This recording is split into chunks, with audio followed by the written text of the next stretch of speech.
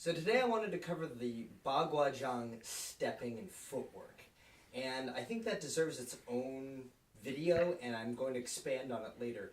But the basics for right now are essentially 2 steps and the principle of circle walking. The 2 steps are kobu, which is bringing the foot in. The lead foot turns in, 1 to cut off the groin and 2 to hook on the inside. The other is baibu, where the foot turns out. And in turning out, you're hooking on the outside, and you're keeping your center of mass pointed towards your opponent. The idea being that if here's the center of your circle walking, when you step with the outer leg, it hooks in. When you step with the inner leg, it hooks out. And then, when I make a palm change, the outer leg is still pointed inward, and the inner leg is still pointed towards the center. So it turns out, and then if I come into a triangle stance, 1 foot is already in position. You could, in theory, from kobu, turn in immediately into triangle stance. It just isn't really done. But the alternation of kobu and baibu is essentially the basis of Gus Zhang footwork. Now, depending on your system and your lineage, you sometimes will bring the lead foot in straight.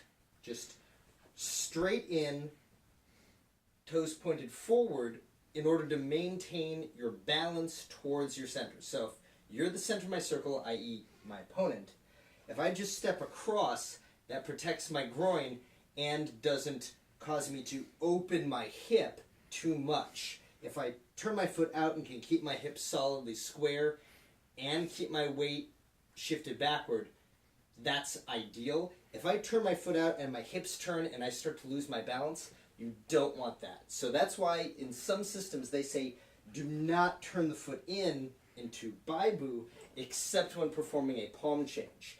Some systems say no, do it every time so that you have good orientation towards your opponent. But each form has its drawbacks and benefits. So I leave that up to you. If you want, just by swinging the leg forward and then stepping over into kobu. The stepping itself differs from lineage to lineage. The way that I've learned the most, and that I principally agree with, is that your weight should be on the rear foot until you're ready to take the step. And when you take the step, you shift forward, and then, in the case of an inner leg like this, you swing it from the hip, kind of like you're just swinging back and forth. You swing it forward, place, and then take your palm, take your stance. So your mother palm position could be here with the leg open, but most of the time it's with the lead leg protecting the groin by coming forward. From there, you then shift that weight forward, and then in a small circle, hook around. You can swing forward and just place the foot, but in my experience, the little hook around makes certain movements easier, but that's totally on you. It depends on your hip flexibility, your preference. I don't think there's a right or wrong way to do it. If you just want to step forward, that's perfectly fine. In principle, you could just walk forward naturally. I think having a little hook in keeps you in that circular movement, or the circle walking. That's up to you. It really depends. The principle of why you step is you're attempting to kind of rush through the person, kind of like tank treads. If a person's leg is, in the way, you just clip through it. Try to break the leg at the ankle or the knee. Some people say that the heel-to-toe footwork emphasizes that. And I have learned that when you're practicing for fighting, you're practicing heel to toe. When you're practicing for qigong, you're essentially what they call, both of these are usually called mud stepping, but I usually hear mud stepping in terms of the idea that you're pushing with your hips, propelling your foot forward, and it just sliding across the ground until you make contact. You don't exactly want to drag, of course, but floating the ball of the foot just above the ground, I think gives you the optimum amount of contact as well as stability. that's something that depends on lineage, depends on teacher. If you hear something that works better for you, do it. I think it's very personal.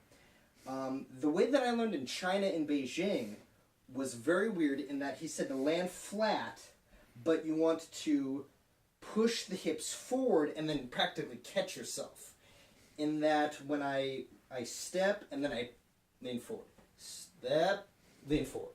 And that to me is very clunky. It's definitely good for weight transmission and transmission of power, but I think that makes it too easy to just take lumbering steps without control over your weight. So I think that keeping your weight on your back foot and then planting, shifting forward, and then moving the foot works best. That leg swing is most commonly seen in some forms of alternating side change. So if I'm fighting someone over here, or I knock them down and then I have a new opponent on the other side, I will kick over and change to make them the new focus of my circle, or the new center of my circle. Alright, I think that about covers it. We will expand on this in the next coming weeks. Until then, keep your T-Comps updated.